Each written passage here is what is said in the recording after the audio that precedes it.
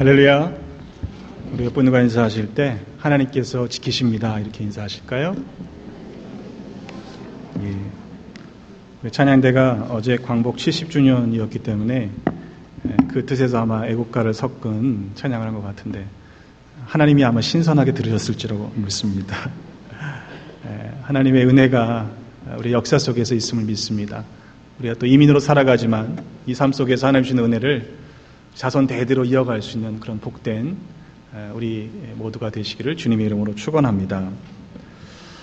하나님에서 이야기할 때 삼위이신 하나님, 삼위일체이신 하나님, 성부, 성자, 그리고 성령 이렇게 삼위일체 하나님을 우리가 많이 이야기하는데 성부 하나님 그리고 아들 독생자 예수 그리스도에 대해서는 좀 아는 것 같아요. 그런데 상대적으로 성령님에 대해서는 잘 알지 못하는 경향이 있습니다. 성경 전체를 놓고 보면 구약에서는 하나님에 대한 이야기, 또 신약에서는 아들 예수 그리스도에 대한 이야기가 주를 이루고 있죠.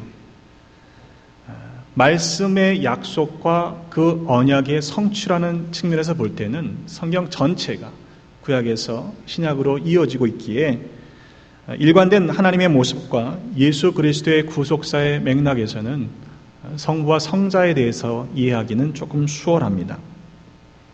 반면에 성령님에 대해서 우리가 이해가 부족한 이유는 하나님과 예수 그리스도에 비해서 상대적으로 정보가 적어요. 성경에 물론 태초부터 계속해서 성령의 역사가 나타나지만 성령님의 역사가 상대적으로 양이 적기 때문에 성령님이 어떤 분이시지 이렇게 파악하기가 쉽지 않습니다. 또 성령님의 역사하심은 참으로 다양한 모습으로 나타나세요. 그렇기 때문에 한마디로 성령님은 이런 분이야 라고 단정하기가 어렵습니다. 오죽하면 성령님을 표현하는 여러 표현 가운데 마치 이것과 같다라고 이렇게 비유적으로 사용하시는 그런 설명의 부분들이 많습니다. 대표적인 성령의 임재 사건들을 기억해보면 두 가지를 예로 든다면요. 예수님께서 공생애를 시작하실 때 세례 요한에게 세례를 받으시죠. 그리고 요단강에서 물에서 올라오실 때 그때 성령께서 그 위에 내려오십니다. 근데 그 장면을 공간복음서는 성령이 비둘기 같은 형체로 내려오셨다라고 이렇게 묘사하고 있습니다. 반면에 사도행전 2장의 말씀에 보면 오순절날 제자들이 다락방에 모여서 전심으로 기도할 때에 제자들의 무리 가운데 성령께서 이렇게 임하십니다.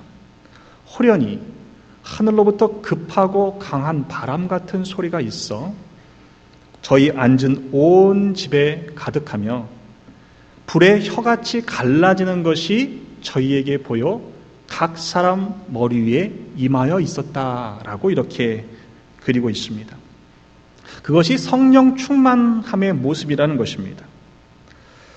물론 이 사도행전에 나타나고 있는 성령의 임재 사건들을 생각해 보면 예수님 위에 임하셨던 비둘기 같은 형체의 성령의 임재 사건은 아닙니다. 그렇다면 불의 혀같이 갈라지는 그 모습은 성령님이 아니라는 말인가요? 그렇진 않죠. 말씀은 분명히 그 사건도 성령님의 임재를 확인해 주고 있습니다. 이와 같이 성령님에 대해서 한마디로 딱 이런 겁니다 라고 말하기가 어렵다 보니 이해하기가 어렵다 보니 오해도 많은 것 같습니다. 그래서 저는 오늘 함께 말씀의 제목처럼 성령의 충만함을 받으라 라고 하는 것이 과연 무엇인지 개인적인 어떤 주관적 체험이 아니라 성경에서 말씀하는 성령 충만의 사건에 대해서 조금 더 자세히 살펴보려고 합니다. 성령 충만이라 이 충만이라는 단어가 주는 어감 때문인지 뭔가 가득 차 있는 상태를 의미한다라는 그런 인상을 갖게 되죠. 우리의 말의 뜻으로만 본다면 그렇습니다. 그래서 성령 충만하면 많은 분들이 뭔가 그냥 뜨거워야 될 것 같고 그리고 방언으로 기도를 하면 아주 세게 해야 될 것 같고 통성하고 또 때로는 입신하기도 하고 이런 어떤 신비한 종교적인 체험을 해야 그것이 성령의 충만함이다라고 생각하는 경향이 있습니다. 불의 혀같이 갈라지는 것이 저희에게 보였다라고 했으니까 아마 그 영향도 있을 것 같습니다. 하지만 성령 충만의 사건은 내가 각자 개인이 어떻게 성령을 받았느냐, 성령을 체험했느냐 그것만 가지고 이야기하기가 어렵습니다. 왜냐하면 성령님의 역사하심은 우리의 인간적인 경험 안에 갇혀 있지 않기 때문입니다.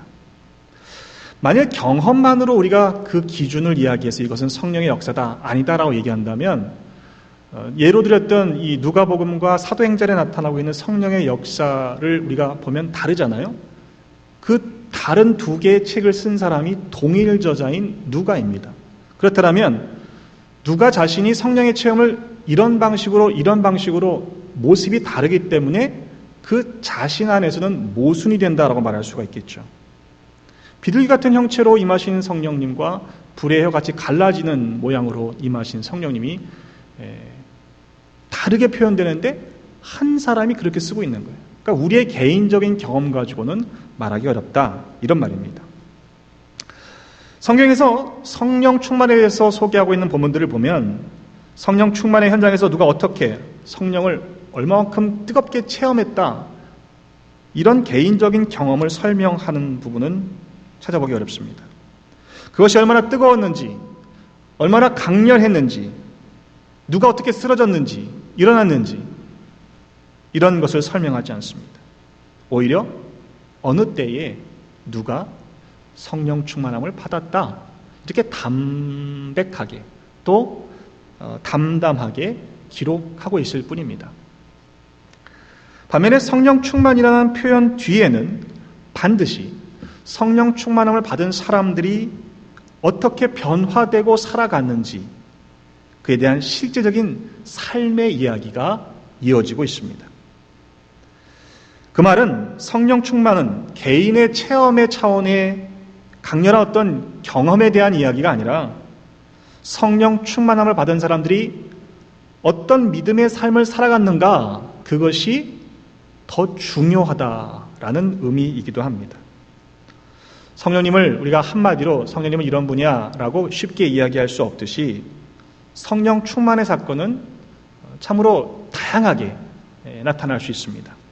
하지만 성령 충만을 입은 사람들에게 나타나는 모습은 공통점이 있는 것을 우리는 보게 됩니다. 먼저 충만이라는 단어를 살펴보면요, 이 충만이라는 단어의 원어의 뜻을 보면 손대지 않고 그냥 그대로 두는 것, 그리고 범람하여 넘치는 어떤 그런 상태를 의미합니다. 그러니까 충만이라고 하는 것은 원래 뜻은 뭔가를 어떤 통에다 가득 집어넣는 그런 의미가 아니고, 충만은 우리 인간들이, 사람들이 무엇인가를 더한다고 해서 더해지는 것도 아니고 그 가운데 무엇인가를 뺀다고 해서 모자라지는 것도 아닌 완전한 상태, 곧 하나님의 거룩한 영역을 가리키는 표현이 원래 충만이라는 뜻입니다. 동시에 또한 이 충만이라는 것은 특별히 성령 충만이라고 했을 때 그것은 우리가 성령님의 전적인 통제를 받는 상태를 의미합니다. 우리의 개인적인 감정의 어떤 경험의 절정을 의미하는 것이 아니라 나의 온 삶을 하나님 앞에 맡겨드렸다, 성령님의 뜻에 온전히 내가 순종한다라는 것이 곧 성령 충만이라는 의미입니다. 이렇게 말씀드리면 이제 이해는 되는데 잘 확 와닿지 않으시잖아요. 바울도 그걸 알았던 모양입니다. 그래서 바울은 실제적인 이야기를 통해서 이 이야기를 설명하고 있습니다. 오직 성령으로 충만함을 받으라 라는 문장과 더불어서 이어지는 말씀 가운데 연관되어 있는 대비되는 표현이 술 취하지 말라, 이는 방탕한 것이니 오직 성령의 충만함을 받으라, 이렇게 말씀하잖아요. 그 이야기는 이 두 문장이 서로 대비가 되고 있다는 의미입니다. 때문에 바울이 말하는 방탕이라는 단어는 충만이라는 단어의 반대말이 되는 것이죠. 이 방탕이라는 단어를 떠올리면 여러분 아마 탕자의 이야기가 떠오르실 것입니다. 정확하게 누가는 같은 단어를 사용하고 있습니다. 탕자의 비유에서 둘째 아들이 아버지의 유산을 달라고 취해가지고는 먼 나라로 가서는 허랑방탕하게 다 소비하고 말죠. 근데 그 허랑방탕하여 재산을 낭비했다라는 단어가 이 방탕이라는 단어입니다. 그 말은 우리가 생각하는 것처럼 술 먹고 문란하게 살았다 그런 의미가 아니라 실질적인 의미는 허비했다, 낭비했다 그런 뜻이 원래 단어의 뜻입니다. 때문에 이 방탕이라는 단어를 또 분리해 보면 방탕이라는 단어의 반대말은 절약하다라는 뜻이 되기도 합니다. 해석해 보면 술 취하지 말라. 그 말은 결국 인생을 술 취한 사람들처럼 허비하며 살지 말아라. 이 이야기, 그런 이야기입니다. 술에 중독된 사람이나 술에 만취가 되는 사람들을 보면 의학적으로 그렇게 얘기를 하시더라고요. 중추신경이 마비가 돼서 내가 원하는 대로 정상적으로 판단하거나 또 행동하기가 어렵죠. 헛된 일들에 내 시간과 물질, 에너지를 허비하게 만드는 것이 술 취하는 일입니다.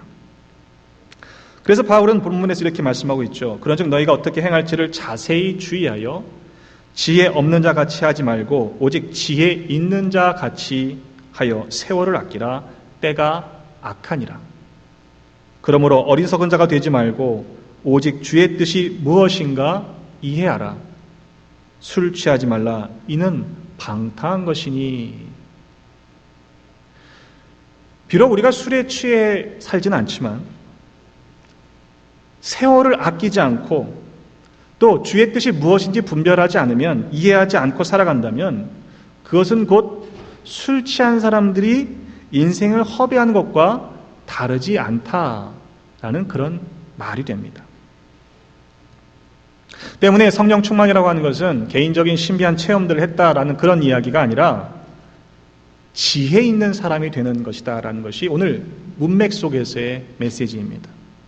그 지혜는 물론 세상적인 지혜를 가리키는 것이 아니죠. 시편 90편 12절의 말씀에 보면 우리에게 우리 날 계수함을 가르치사 지혜로운 마음을 얻게 하소서라고 시편의 기자는 노래하고 있습니다. 우리가 허랑방탕하게 먼 데 가서 인생을 허비할 만큼 그렇게 여유가 있는 삶이 아니라는 것, 그것을 깨닫는 것이 실제로는 지혜라는 거예요. 때가 악하다는 것을 분별하고 세월을 아끼는 것, 그것이 성령 충만한 사람들이 갖게 되는 지혜입니다. 오직 주의 뜻이 무엇인가 이해하는 것, 그것이 지혜인데 그것이 곧 성령 충만한 사람들에게 있어야 할 성품인 것이죠. 성령 충만한 사람들은 어떻게 해야 합니까? 어떤 삶을 살게 되어 있습니까? 이어지는 본문이 설명하고 있습니다.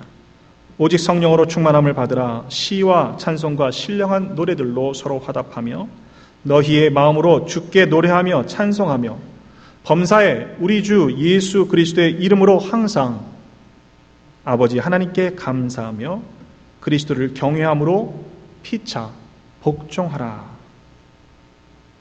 성령 충만한 사람들은요, 시와 찬송과 신령한 노래를 부르게 되어 있습니다. 여러분, 우리가 하나님 앞에 나와 예배하는 것이 때문에 매우 중요합니다. 범사에 감사하며 복종하게 되어 있습니다. 그것이 하나님의 뜻임을 알기 때문에 그리스도를 경외함으로 순종하게 됩니다. 성경은 성령의 충만함을 이야기할 때 그것이 얼마나 뜨거운 종교적인 현상이었는지 체험이었는지 그것을 설명하지 않습니다. 성경은 성령 충만한 사람들에게 그에 합당한 열매와 그러한 삶이 있다는 사실을 우리에게 전해주고 있습니다. 사도행전에서 한번 예를 찾아보죠. 사도행전 2장 4절의 말씀에 보면 그들이 다 성령의 충만함을 받고 성령이 말하게 하심을 따라 다른 언어들로 말하기를 시작하니라. 방언인데 우리가 이야기하는 생각하는 방언의 차원과 다른 차원의 방언입니다. 서로 통하게 하는, 하나가 되게 하는 놀라운 언어이죠. 근데 중요한 것은요, 그 방언이 아니라 그들이 다 성령이 말하게 하심을 따라 말했다는 거예요. 여러분, 그것이 성령의 충만입니다. 사도행전 4장 8절의 말씀에 보면 공회에 베드로가 불려 나와서 성령에 충만하여 이렇게 백성의 장로와 관리들에게 이야기합니다. 예수 그리스도의 구주 되심을 담대하게 선포하고 있고 백성의 관리들과 장로들 앞에서 저들의 죄악을 고발하고 있습니다. 근데 그 장면이요, 불과 얼마 전에 예수님을 3번씩이나 부인했던 겁장이 베드로였다는 것과 생각해보면 이것이 얼마나 큰 변화인지를 알게 됩니다. 변화되게 된 성령 충만의 사건을 설명하는 게 아니라 성령 충만의 사건을 입고 난 이후에 그가 그렇게 살아가게 되었다라는 것을 성경은 증거하고 있습니다. 사도행전 4장 31절의 말씀에 보면 빌기를 다음에 모인 곳이 진동하더니 무리가 다 성령이 충만하여 담대히 하나님의 말씀을 전하니라. 또 사도행전 6장 3절의 말씀에 보면 7 집사를 택할 때에 기준을 말하고 있는데 형제들아 너희 가운데서 성령과 지혜가 충만하여 칭찬받는 사람 7을 택하라 이렇게 말씀하고 있습니다. 다 읽을 수는 없기 때문에 이어지는 스데반의 이야기 또 바나바에 대한 성품을 소개하는 이야기 계속되는 이야기 속에서 성령 충만이라는 단어가 함께 쓰여지고 있는 기록들을 보면 그들 모두가 성령 충만을 입고 난 이후에 어떻게 살았는지를 증거하고 있다는 것이죠. 저들은 담대히 복음을 전했습니다. 저들은 교회를 세우는 일들을 위해 헌신했습니다. 저들은 생명을 살리는 일들을 위해 자신의 삶을 드렸습니다.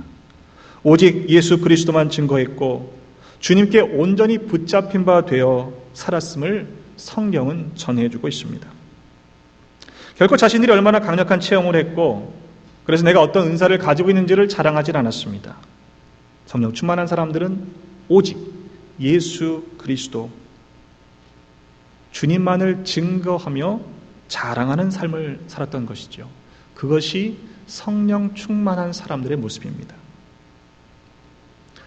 20여 년 전 제가 부목사 시절 안수를 받고 교회를 섬길 때 있었던 교회 일입니다. 소위 성령 충만하다라고 스스로 생각했던 몇몇 분들이 아픈 사람들을 고치겠다고 안수를 하셨어요. 소규모가 모여서. 근데 안수만 하시면 뭐 큰 문제가 없었을 텐데 이 안찰이라는 게 있습니다. 뭔지 아시죠? 이렇게 때리는 거예요. 이렇게 팍 때리는 거예요. 기도를 팍 하면서 이렇게 힘있게 때리는 거죠. 근데 담임 목사님이 그 얘기를 하시고는 연세가 많으셨던 어른이신데 금하셨어요. 이유가 있었겠죠. 근데 그분들이 순종하진 않았습니다. 그런 계속 때리는 거예요. 계속 때리는 거예요. 결국엔 교회적인 문제가 되어서 그 문제가 좀 시끄러워진 적이 있습니다. 물론 그런 일 때문에 우리가 지금도 하나님의 신유의 은사가 있다는 사실을 의심해서는 안 됩니다. 하나님은 지금도 은사를 주시고 고치세요. 여러분 그런 거 믿으십니까? 믿음으로 우리가 그런 은혜를 누리시기를 바랍니다. 근데 만약 그것이 성령께서 주신 은사라면 교회를 분열시키고 교회를 어지럽게까지 하면서 그렇게 치유를 행하실 리가 없습니다. 왜냐하면 성령 하나님은 질서의 하나님이시기 때문에 그렇습니다. 그래서 우리가 받은 은사들을 점검하고 이것이 덕이 되는지를 잘 살피셔야 돼요. 만약 그것이 은혜가 되지 않는다면 결과적으로 그것이 사람을 살리는 일이 아니라면 교회를 세워가는 일들이 아니라면 그것을 멈춰야 하는 것이죠. 혹 은사가 아닐 가능성이 더 많기 때문입니다. 예수님께서도요 수많은 기적과 이사를 통해서 병자들을 고치시고요 귀신들을 쫓아내시고요 놀라운 일들을 행하셨어요. 근데 그것은 기적 자체의 목적이지 않았습니다. 여러분 성경을 보세요. 반드시 그 기적 사건 이후에 말씀하시고자 하는 어떤 진짜 중요한 메시지들이 담겨 있습니다. 그래서 성경에서는 기적을 표적이라 이렇게 이야기합니다. 사인이죠. 우리가 그것을 놓쳐서는 안 되는 것입니다. 지금도 이 시대에 기적이 많이 일어나고 있는데 여러분 분별하지 않고 그냥 기적이 있다니까 무작정 따라다니셔서는 안 되는 이유입니다. 마가복음 13장 22절의 말씀에 보면 거짓 그리스도들과 거짓 선지자들이 일어나서 이적과 기사를 행하여 할 수만 있으면 믿는 자들도 미혹하리라. 지금도 이 시대에도 거짓 것들이 난무하는 시대라는 거예요. 그래서 우리가 단순히 눈에 보이는 현상만 쫓아가다 보면 결국 속게 될 수도 있다는 사실을 경고하셨습니다. 우리가 잊지 말아야 할 것은요, 사탄도요, 기적과 이사를 행할 수 있는 능력이 있다는 사실입니다. 때문에 눈에 보이는 현상이 아니라 그 열매가 어떠한 것인지를 여러분들이 잘 주의 깊게 살피셔야 합니다. 결국 우리가 성령 충만이라고 한다고 하는 것은 우리의 삶을 전적으로 주님께 맡겨드리는 삶이다 라고 말씀드렸어요. 나는 죽고 오직 예수 그리스도가 내 안에 사시는 것, 그것이 성령 충만함입니다. 갈라디아서 2장 20절 말씀하죠. 그런즉 이제는 내가 사는 것이 아니요 오직 내 안에 그리스도께서 사시는 것이라. 여러분, 이런 믿음을 소유하시기를 주님의 이름으로 축원합니다. 그러한 사람은요, 그러한 사람들의 삶은 당연히 성령님께서 원하시는 성령의 열매를 맺게 되어 있습니다. 오늘 본문 읽으신 말씀 가운데 오직 성령의 충만함을 받으라 이렇게 말씀을 하시고 난 이후에 어떤 말씀을 이어가고 있습니까? 잘 읽어보시면요, 아내와 남편에 대한 이야기입니다. 자녀와 부모에 대한 이야기예요. 종과 상전에 대한 이야기를 쓰고 있습니다. 아니, 성령 충만과 그런 것들이 무슨 상관이 있단 말입니까? 네, 상관이 있다는 이야기입니다. 성령 충만한 사람은 교회에서만 뜨거운 게 아니고요, 성령 충만한 사람은 가정에서, 직장에서, 우리의 매일매일의 삶 속에서 그리스도의 향기를 바라며 성령의 열매를 맺어가는 하나님의 자녀로 살아가게 되어 있다는 그런 말씀입니다. 감리교회 창시자인 존 웨슬리가 목사님이 이런 말씀하셨어요. 금전 사용의 원칙을 3가지를 말씀하셨는데 아주 간단하게 요약하면 이렇습니다. 할 수 있을 만큼 벌어라. Gain as you can. 할 수 있을 만큼 모으라. Save as you can. 그리고 3번째는 할 수 있을 만큼 나눠라. 주라. Give as you can. 근데 우리말로 번역될 때요, 할 수 있을 만큼 모으라는 게 이게 어떻게 번역됐냐면 이게 save잖아요. 근데 save를요, 은행 어카운트에다가 세이브하는 거로 생각하시는 경향이 생긴 거죠. 그게 아니라 아끼고 절약하는 것이 save예요. 성령 충만이라고 하는 것은 오직 주의 뜻이 무엇인지 분별하고 이해하고 때가 악한 것을 깨닫고 지혜 있는 자같이 어떻게 행할지를 자세히 주의하여 세월을 아끼는 삶을 살아가는 것을 말씀하는 것입니다. 또한 오직 성령이 인도하시는 대로 우리의 인생을 전적으로 맡겨드리는 것, 그리고 순종하는 삶, 그것이 성령 충만의 삶인 것입니다. 여러분, 우리 중에 나의 남은 인생이 얼마인지를 아시는 분이 계십니까? 아무도 없죠. 주님이 언제 오실런지 아시는 분 계십니까? 아시면 이단입니다. 그러나 때가 악한 것은 분별하셔야 하는 것이죠. 우리에게 남아있는 시간과 기회는 그렇게 많지 않습니다. 여러분에게 한번 도전하죠. 우리들의 하루하루 우리 남은 인생을 어떻게 살아가시겠습니까?